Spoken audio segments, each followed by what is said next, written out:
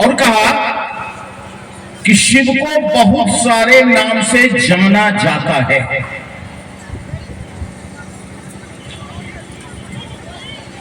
और सबसे बड़ी बात कहा कि वह शिव गुरु पद पर भी काम करते हैं। बड़ी बात कही।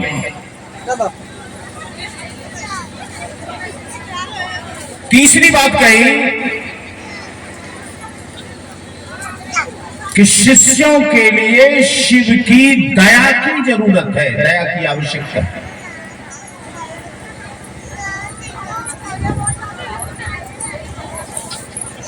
शिव के शिष्य बनने के लिए अनुग्रह से जुड़ने की आवश्यकता है। इन शब्दों पर ध्यान दीजिए। शिव शिष्यता में ये सारे शब्द हैं जिसको समझना जरूरी है।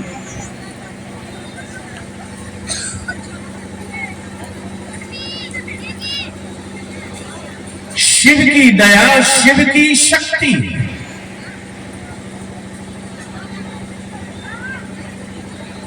और शिव का अनुग्रह शिव का कृत्य है, एक्शन।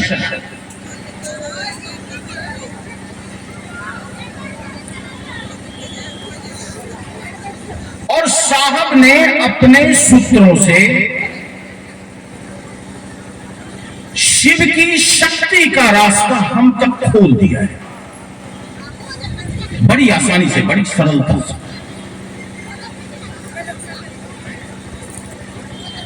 और इस विधा में चलने वाले शिव के अनुग्रह से बड़े आसानी से जुड़ जाते हैं, जो शिव का कृत्य है।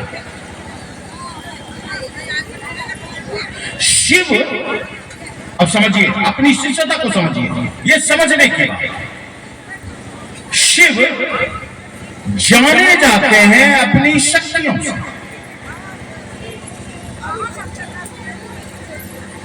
बिना शक्ति के शिव शव है, शिव मुर्दा है।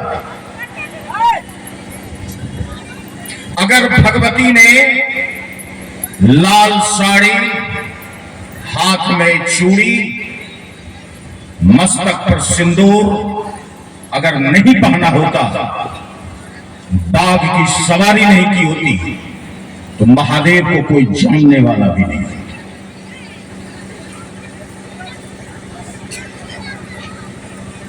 महाकाली अगर धरती पे नहीं उतरती तो शिव का कुछ पता नहीं चलता। तारा और षोडशी नहीं आती तो शिव का क्या पता। शिव जाने जाते हैं अपनी शक्तियों से। अब समझिए इसे। और शिव की दया, शिव के दर्शन में कहा गया, ऐसी गवाही देती है। साहब ने बड़ी सरल भाषा में इसे कहा, मैं इसको समझाने की कोशिश कर रहा हूं, आप समझें।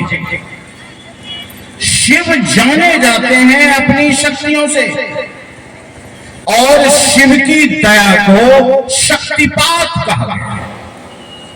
ध्यान दीजिए, शिव की दया को शक्तिपात कहा गया। शक्तिपात मतलब शक्ति का आप तक आना, शक्ति का ट्रांसफर होना, शक्ति का आप तक पहुंचना, भगवती का आपके द्वार पे आना, महाकाली की आप पर, आपसे संबंध होना। शक्ति खुद आप तक पहुंचती है। दया का मतलब ही होता है शक्तिपात।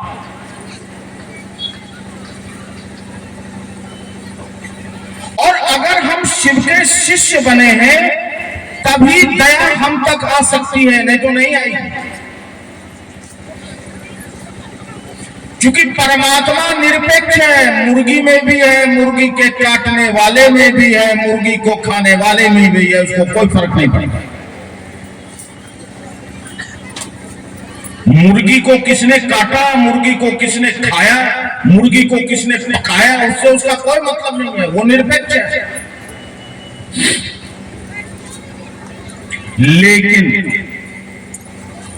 लेकिन आपकी पात्रता कैसी है वह शक्ति जो आप तक चल के आती है, आप उसे कैसे ग्रहण करते हैं? सबसे बड़ा सवाल यही। दया शिव से आपका महासंबंध स्थापित करने आया।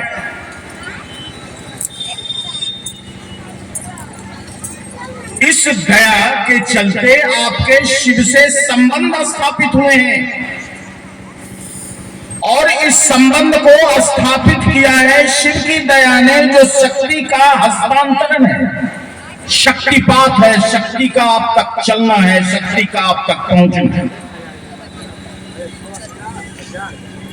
साहब इसको सरल भाषा में कहते हैं।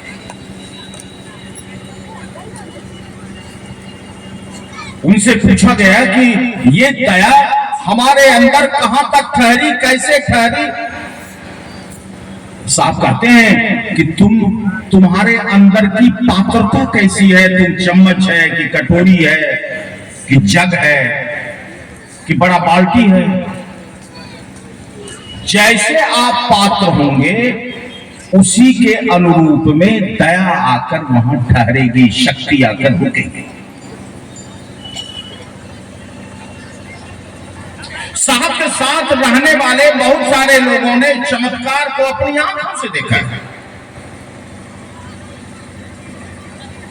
साहब की बात छोड़िए, उनके साथ रहने वाले लोगों ने अनेकानेक चमत्कार देखे।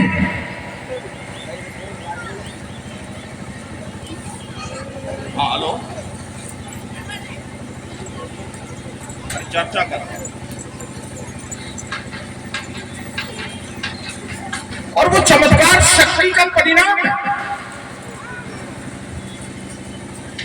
शिव शिष्यता की पात्रता जितनी आपकी गहरी होती चली जाएगी, शक्तिपात उतना ही प्रगाढ़ होता चला जाएगा। शक्ति आप तक आएगी, ठहरेगी, रुकेगी, जीवन को बदलेगी, चमत्कारों से भर देगी, जीवन में आनंद ही आनंद बरसता चला जाएगा, आता चला।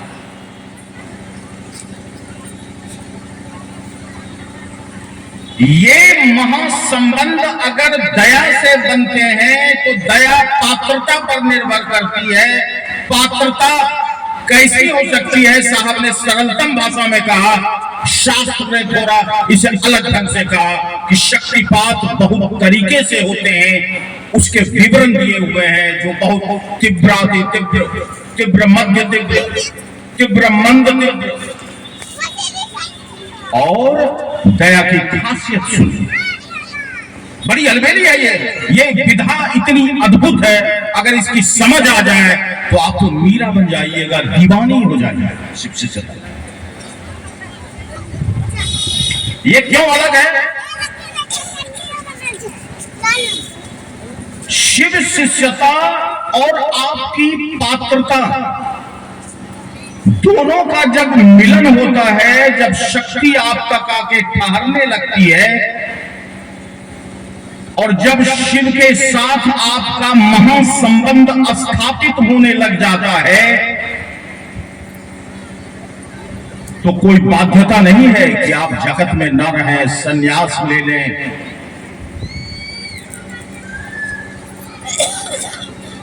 और हम सबों के लिए खतरा भी है, आप जान लीजिए।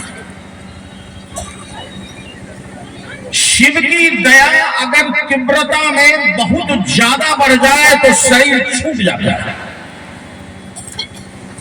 हमारे साहब नहीं बच पाए, दीदी नीलम आनंद नहीं बच पाई,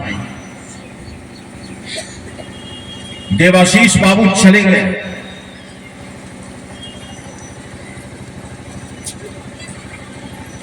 शिव के साथ महासंबंध स्थापित होने के बाद शक्ति का प्रवाह अगर बहुत प्रगाढ़ होगा तो यह हमारा शरीर उसे बर्दाश्त नहीं करता।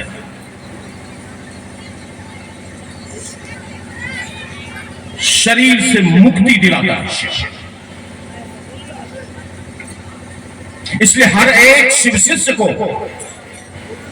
मौत से बेखबर होना चाहिए कि रास्ता जो हमने आपने चुना है, आप पे चलने का रास्ता चुना। अपने को जलाने का रास्ता चुना। साहब कहते थे, तेरी महफिल में किस्मत आजमा के हम भी देखें। हम सभी अपनी किस्मत आजमाने आए हैं। शिव की दया को पीने के लिए आए हैं। शिव की दया आग है, उस पर चलने के लिए।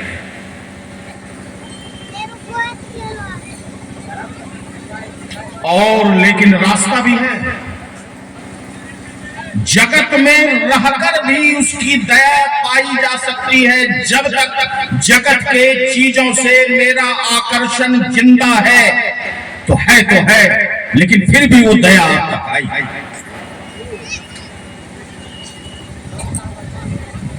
हम शरीर में हैं तो हमको राग होगा, हमको ईर्ष्या होगी, हमको द्वेष होगा, हमको क्रोध आएगा, हमको नफरत होगी, हमको मोहब्बत होगी, हमको इश्क होगा।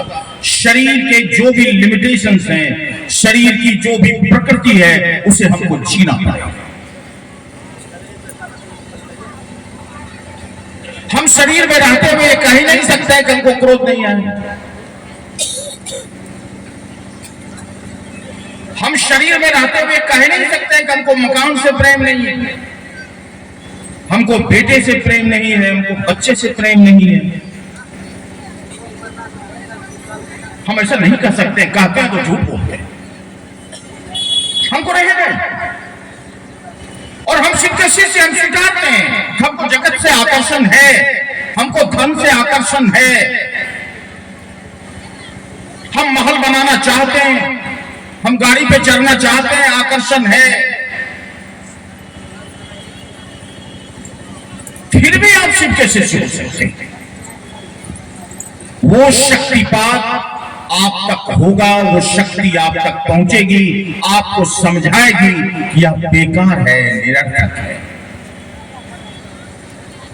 संसार से विमुख होने का रास्ता, संसार से धीरे धीरे ये आकर्षण घटने का रास्ता, शिव की शिष्यता ये रास्ता खोलती है। शिव शिष्य रहकर लौकिक जगत के चरमोत्कर्ष को छूते हुए शिव के आध्यात्मिक साम्राज्य में भी आप विचरण कर सकते हैं।